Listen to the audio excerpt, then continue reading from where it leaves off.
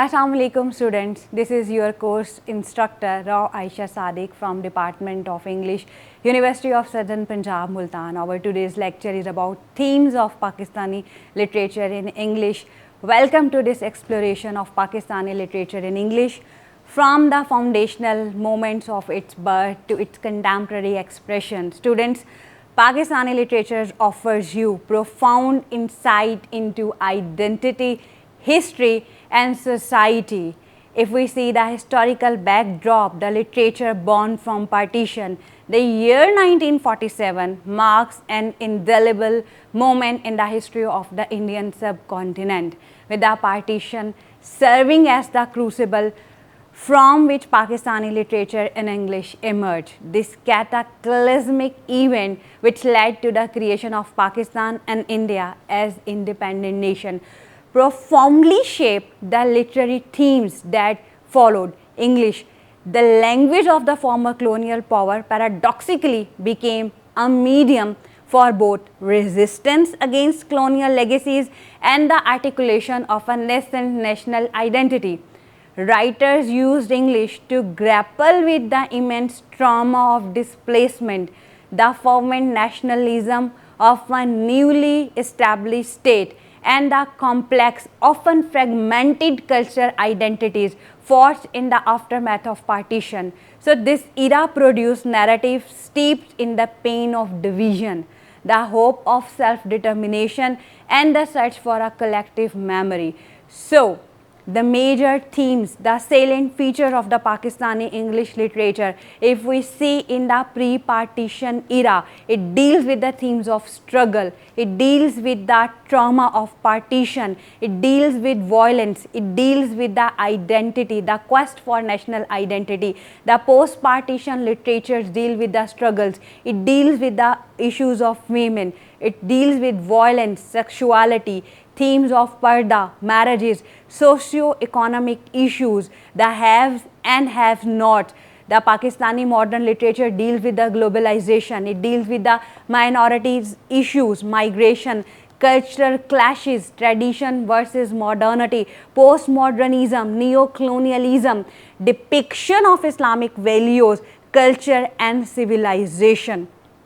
The partition era literature deals with displacement, it explores the trauma, dislocation and fractured identities that was caused by the 1947 partition. The key text to explore these things is Ice Candy Man, The Cracking India by Bapsi Sidhwa, Mumtaz Shahnawaz, Heart Divided. If we have to explore the national identity and belonging, the struggle to define what it means to be Pakistani amid ethnic, religious and linguistic diversity, we have the texts like Cartography by Kamila Shamsi, More Smoke by Mohsin Hamid, Homeboy by H.M. Naqvi. If we see the diaspora and exiles that navigates the immigrant experiences, the culture hybridity, the nostalgia, we find the key text as American Bread by Bapsi Sidhwa. We have The Meatless Days by Salah Suleri, Kamila Shamsi's Salt and Saffron.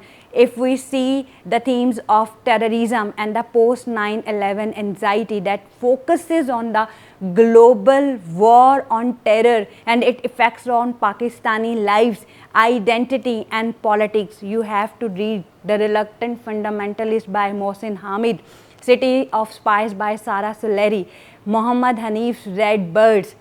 If you are to see the themes of religious extremism and intolerance that examines the rise of sectarianism, radicalism and their human cost, the key works are The Golden Legend by Nadeem Aslam, A Case of Exploding Mangoes by Muhammad Anif.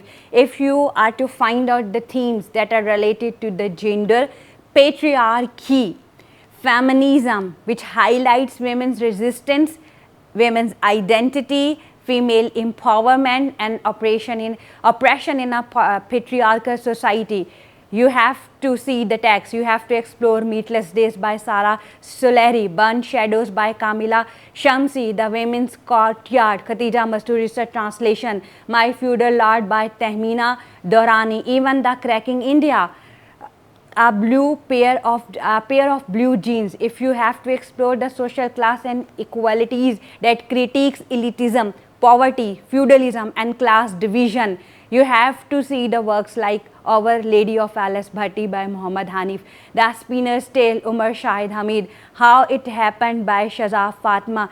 If you have to explore the issues of colonialism, post-colonialism, its legacy that deals with the psychological and cultural remnants of colonial rule, you have to read The Tax of Twilight in Delhi by Ahmad Ali, A God in Every Stone by Kamila Shamsi, again The Meatless Days by Sara Suleri. If you have to explore the theme of surveillance and political control that focuses on the authoritarian regimes, political prisoners, and the state control, you have to read A Case of Exploiting Mangoes by Muhammad Hanif, The Party of Worker Umar Shahid Hamid. If you have to see the history, memory, you have that interweaves personal and collective memory with national history and trauma.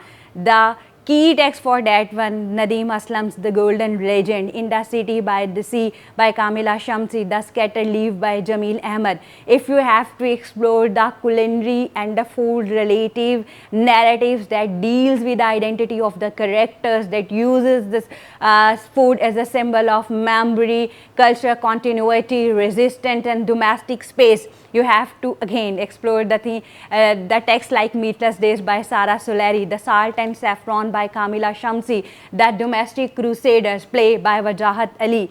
And if you have to explore the theme of urbanization and modern life that reflects the chaos, consumerism, alienation, and modernization in Pakistani cities, you have to read Mohsin Hamid's More Smoke, and How to Get Filthy Rich in Rising Asia, The Wishmaker by Ali Sethi, The Scatter Here Is Too Great by Bilal Tanwar. If you have to explore the themes of migration, which examines voluntary and forced migration, longing for home, and conflicted returns, you have to read such work like Homeboy by H.M. Naqvi, against Kamila Shamsi's Salt and Saffron, Meatless Days. If you have to see the themes of love, family, and generational conflict, which explores the tension between modern and traditional values, especially in families and family domains, you have to read American Brat by Bapsi Sidhwa.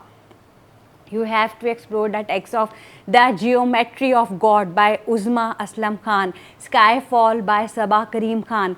If you have to explore the theme of sectarian and ethnic conflicts in Pakistani English literature that chronicles tensions among different religious ethnic groups in Pakistan, you have to read the text of Golden Legend, Thinner Than Skin. You have to read The Wandering Falcon.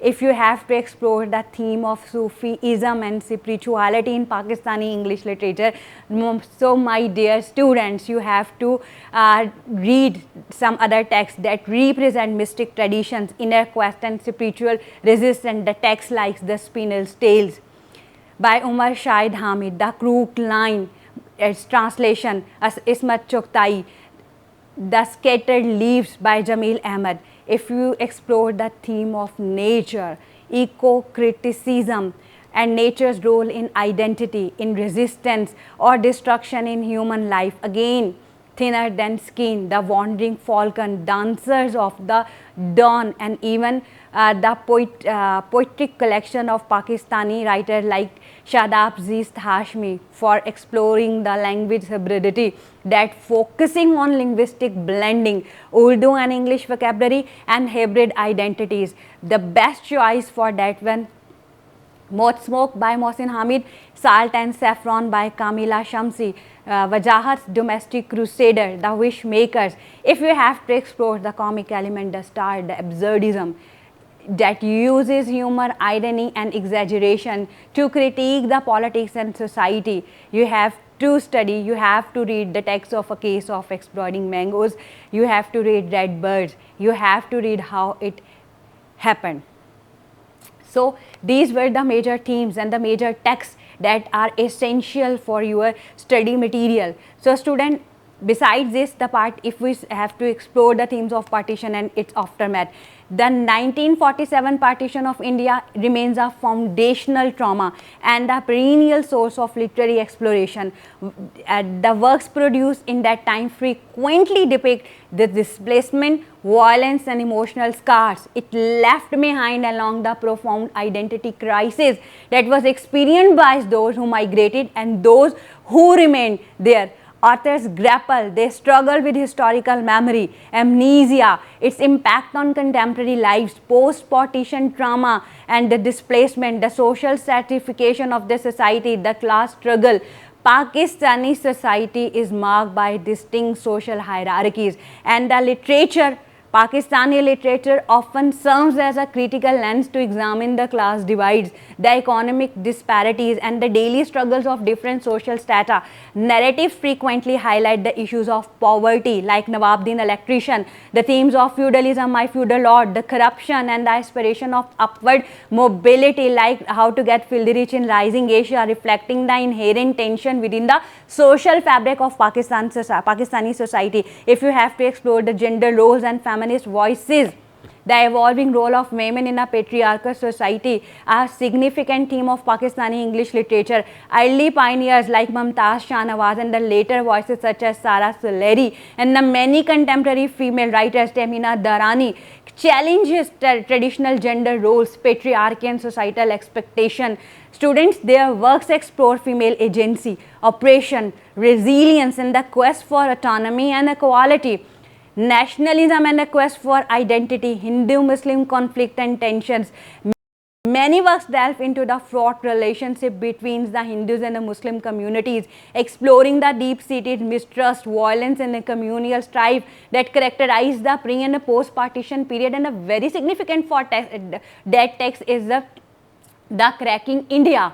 These narratives serves as a powerful reminders of the human cost of religious polarization, societal division, social and religious conflicts. Student, Pakistani literature in English often unflinchingly confronts the intricate web of social and religious conflict that have plagued the subcontinent for centuries. These themes are not merely historical backdrops but active forces shaping characters' lives and societal dynamics. If we see the contemporary reflection in the modern Pakistani English literature that continues to evolve, grappling with a new set of challenges and complexities that reflect the nation's ongoing journey in a rapid changing world. So, student contemporary writers are deeply engaged with the themes of globalization, exploring its dual impact on local cultures and individual identities.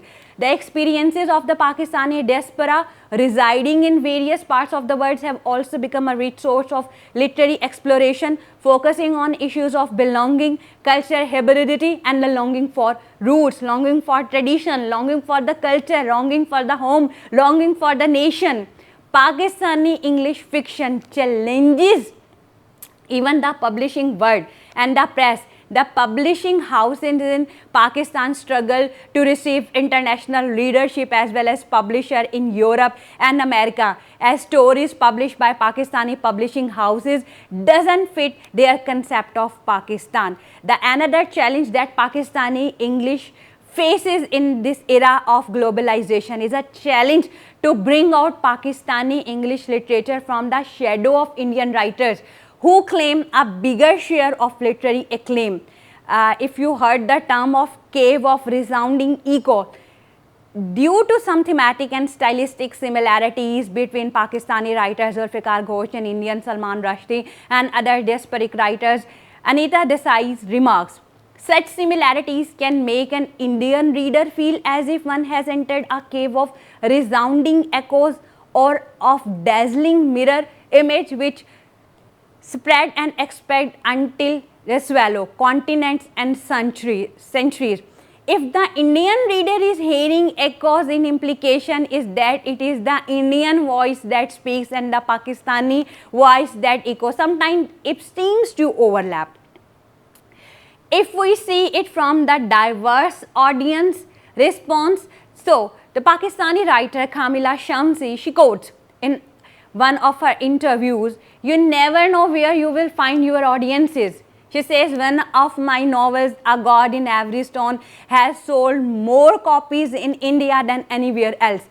Salt and Saffron sold more in Italy in translation than anywhere else. Burnt Shadows was on the bestseller list in Norway, again in translation for weeks and weeks. You write a novel, you send it out into the world, and there is always some surprise in the responses it finds in different places." So that depends on the readership.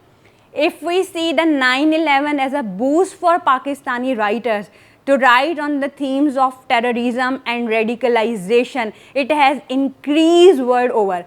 International audiences showing increased interest in Pakistan and tend to read Pakistani English fiction. There are some issues like language barriers, that is a real issue. Student, as you also know that English is not our native language. So diverse languages competing for audience. So the sense of loss is created when only limited people are able to read literature due to the language barrier. So student, Pakistani literature in English stand as a testament to the nation's resilience, nation's creativity, our writers' creativity and their complexity too.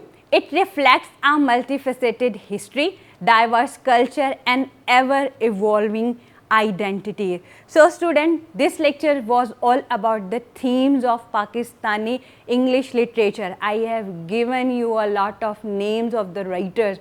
I have given you a lot of themes. I have given you the names of lots of books, lot of texts that is even included in your coursework. So it's your duty to explore these texts, to read these texts and broaden your vision about the Pakistani literature in English. Thank you.